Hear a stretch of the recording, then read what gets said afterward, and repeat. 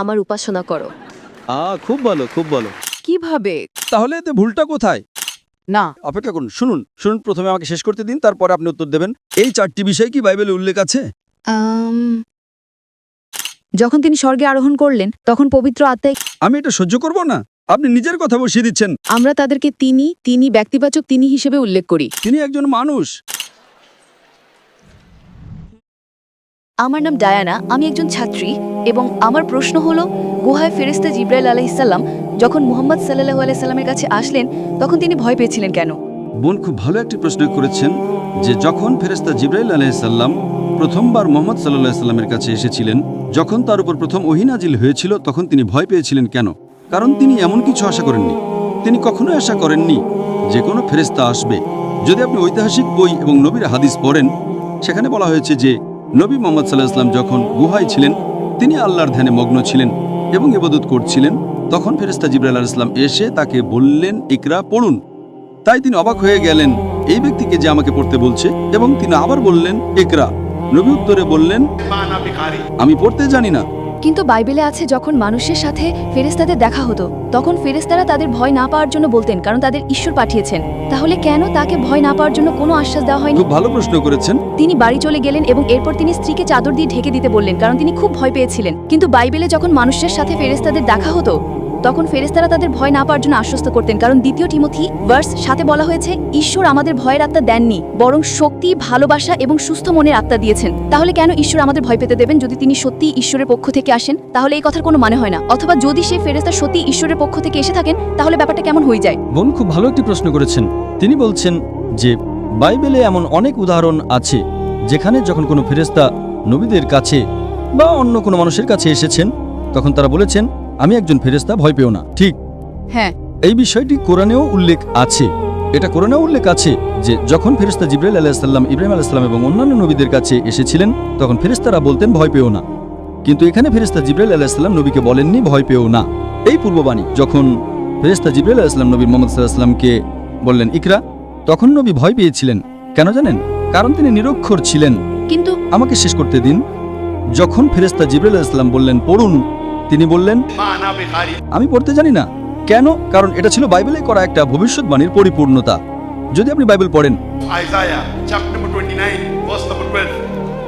তাকে বলা হবে যে নিরক্ষর। এটাই হলো ওল্ড টেস্টামেন্টে একেবারে শেষে চূড়ান্ত রাসূল নবী মুহাম্মদ সাল্লাল্লাহু আলাইহি ওয়াসাল্লাম সম্পর্কে করা একটা পূর্ববাণী। যিশাইয়া ভবিষ্যতের পুস্তক অধ্যায় 29 ভার্স 12-তে বলা হয়েছে, সেই গ্রন্থ তাকে দেওয়া হবে যে নিরক্ষর, এবং তাকে বলা হবে, দয়া করে এটা পড়ো, এবং সে উত্তরে বলবে, আমি পড়তে জানি না। এটা ছিল ওল্ড টেস্টামেন্টে পরবর্তী ধর্মগ্রন্থে উল্লেখিত ভবিষ্যৎবাণীর পরিপূর্ণতা। তাই কোরআনে এবং কোরআনের তাফসিরেও আছে, যখন প্রথম ওহী এসেছিল নবী মুহাম্মদ সাল্লাল্লাহু আলাইহি ওয়াসাল্লাম ভয় পেয়েছিলেন। এর আগে তিনি আল্লাহর রাসূল ছিলেন না। এটা ছিল প্রথম ওহী, যেটা তিনি 40 বছর বয়সে পেয়েছিলেন। এর আগে তিনি একজন ধার্মিক ব্যক্তি ছিলেন, কিন্তু তার উপর নবুয়তি দেওয়া হয়নি। তাই প্রথমবার যখন ফেরেশতা আসলেন তিনি ভয় পেলেন, একজন সাধারণ মানুষের মতো। হ্যাঁ, কিন্তু যদি কোনো ফেরেশতা আপনার বা আমার কাছেও আসেন, আমরাও ভয় পাবো। তাই সেই সময়ে তিনি একজন সাধারণ মানুষ ছিলেন। প্রথমবার যখন ফেরেশতা আসলেন এবং তাকে বললেন, পড়ুন, তিনি ভাবলেন তাকে পড়তে বলা হচ্ছে, কিন্তু তিনি নিরক্ষর ছিলেন। তাই তিনি উত্তরে বললেন, আমি পড়তে জানি না। তারপর তিনি আবার বললেন, পড়ুন, পড়ুন। তিনি উত্তরে বললেন, তৃতীয়বার যখন তিনি বললেন, পড়ুন, ইকরা শব্দটি 3টি অর্থ আছে। একটা হলো পড়া, একটা হলো আবৃত্তি করা, আর একটা হলো ঘোষণা করা। তখন নবীজি বুঝতে পারলেন, ও, তিনি আমাকে পুনরাবৃত্তি করতে বলছেন। আর পুনরাবৃত্তি করার জন্য তো শিক্ষিত হওয়ার প্রয়োজন নেই, তাই না? তারপর তিনি বললেন, পড়ুন আপনার রবের নামে, যিনি সৃষ্টি করেছেন, যিনি মানুষকে সৃষ্টি করেছেন জমাট রক্ত থেকে। সুতরাং যখন তিনি পুরো আয়াতটা বললেন তখন নবী মুহাম্মদ সাল্লাল্লাহু আলাইহি সাল্লাম বুঝতে পারলেন যে জিবরাইল আলাইহিস সালাম যা চান তা হলো তিনি যেন পড়েন না, বরং পুনরাবৃত্তি করেন। আচ্ছা, তাই তিনি তা পুনরাবৃত্তি করলেন।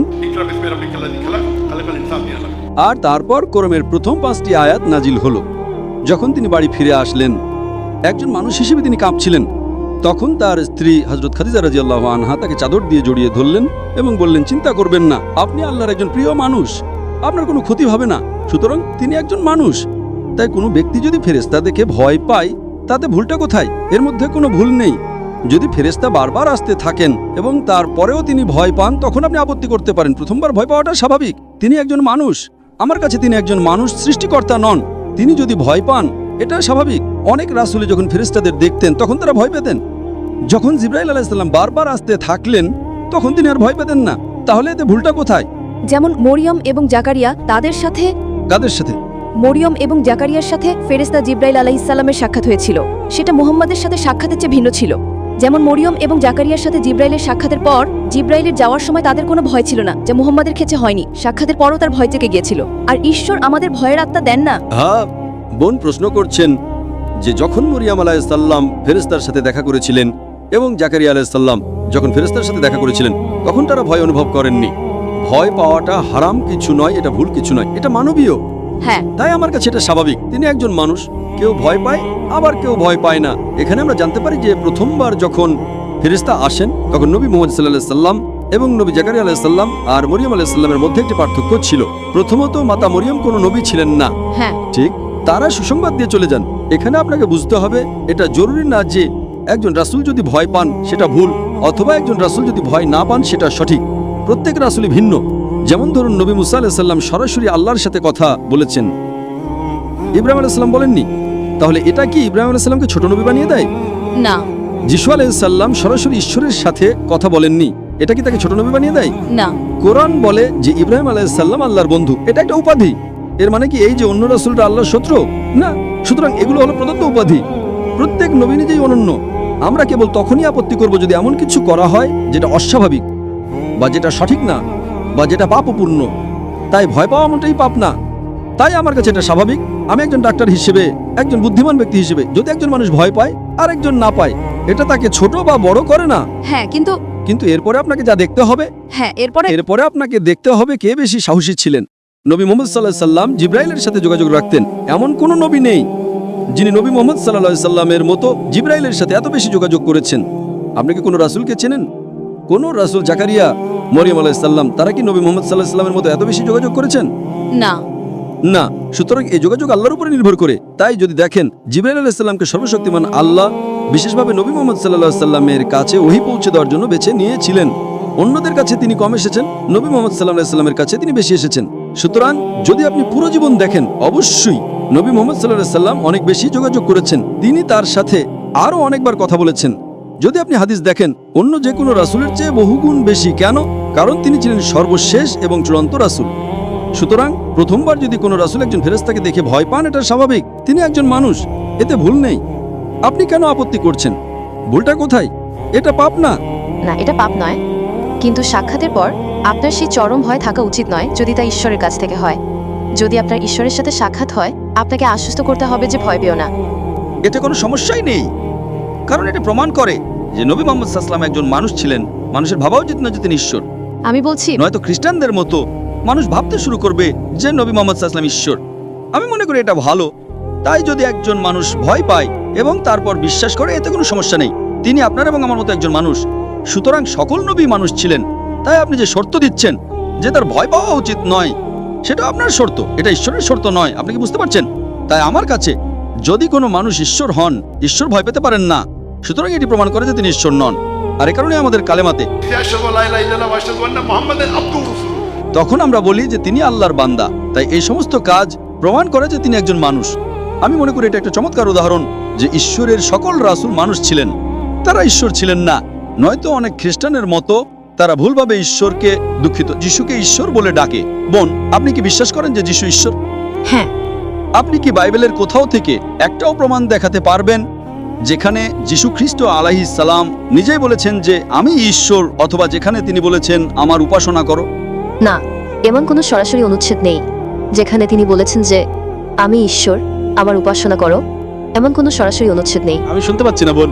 এমন কোনো সরাসরি শ্লোক নেই যেখানে যিশু বলেছেন আমি ঈশ্বর, আমার উপাসনা করো। খুব ভালো, খুব ভালো, কিন্তু তিনি নিজেকে খুব ভালো।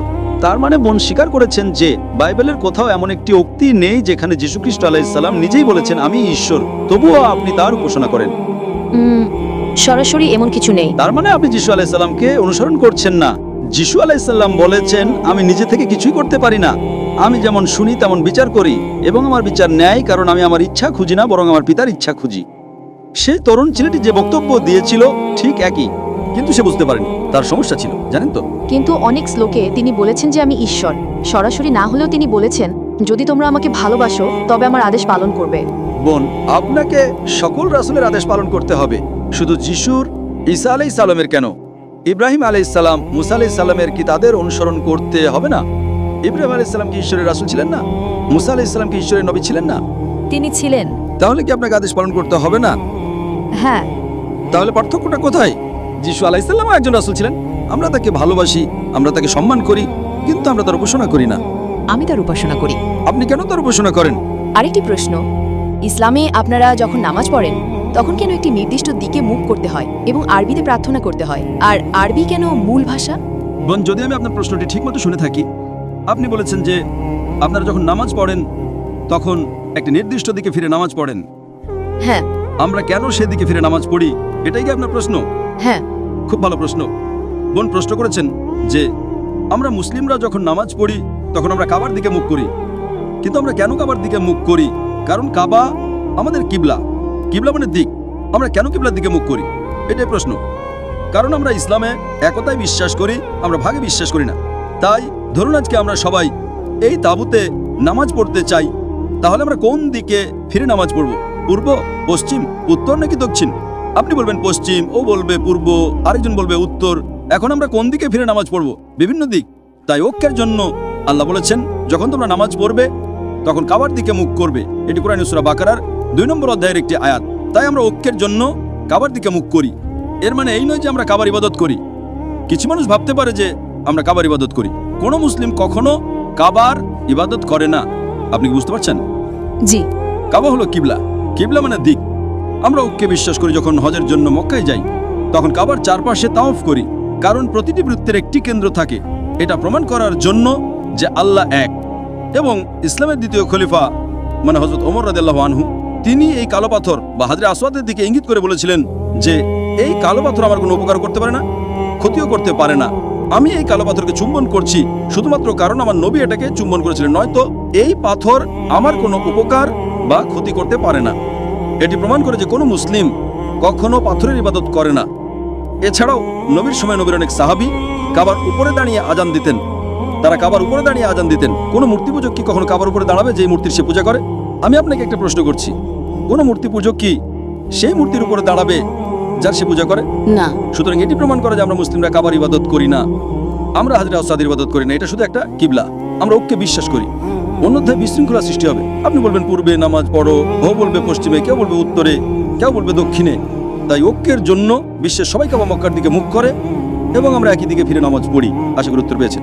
তাহলে আপনি বলতে চাইছেন যে আমাদের মধ্যে বিভ্রান্তি আছে কারণ আমরা একটা নির্দিষ্ট দিকে ফিরে প্রার্থনা করি না, তাই না? অবশ্যই কোনো নির্দিষ্ট দিক নেই, কিভাবে? কোনো কারণ আপনার স্বাধীনতা আছে। কোনো ঐক্য নেই। কিছু খ্রিস্টান দক্ষিণে প্রার্থনা করে, কিছু পশ্চিমে, কিছু পূর্বে। কোনো ঐক্য নেই, সব দিক ভিন্ন।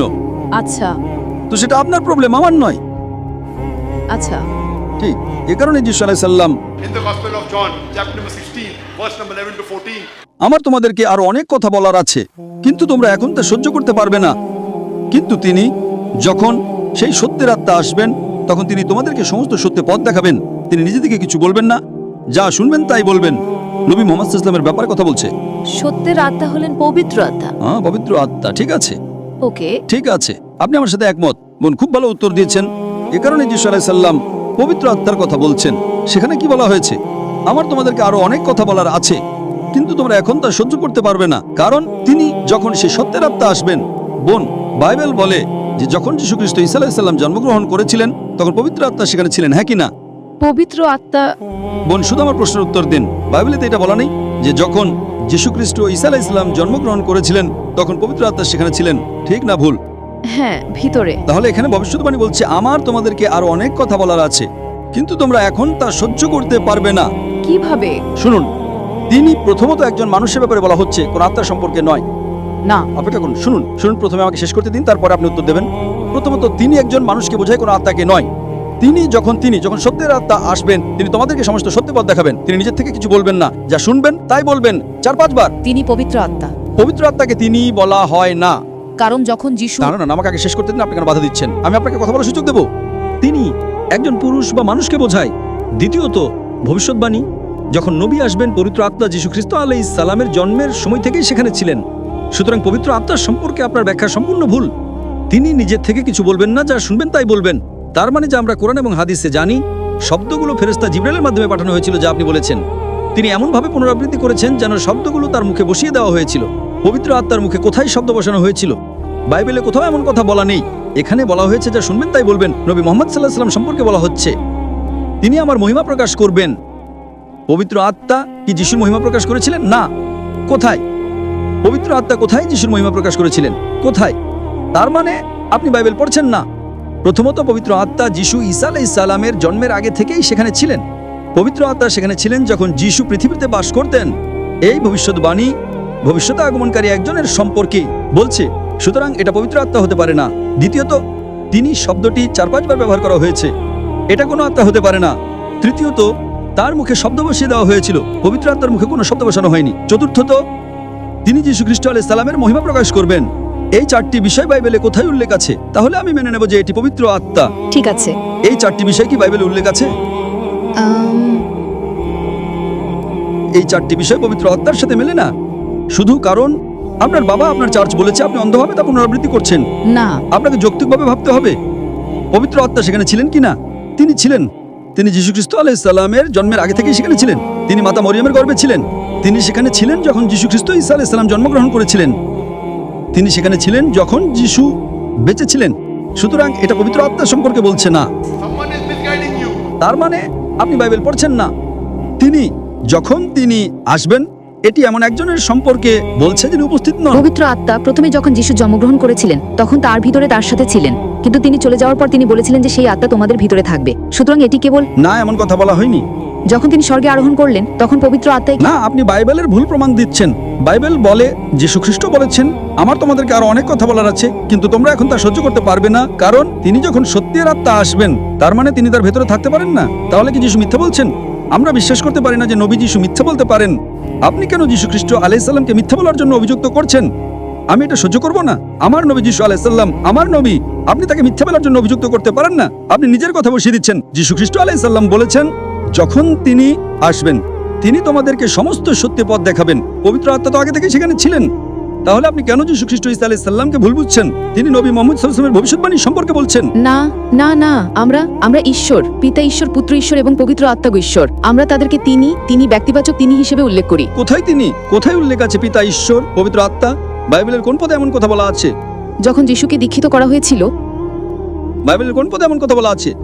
আমি আপনাকে উত্তর দেওয়ার সুযোগ দিচ্ছি, কারণ আপনি সেই তরুণ ছেলেটির মতো নন।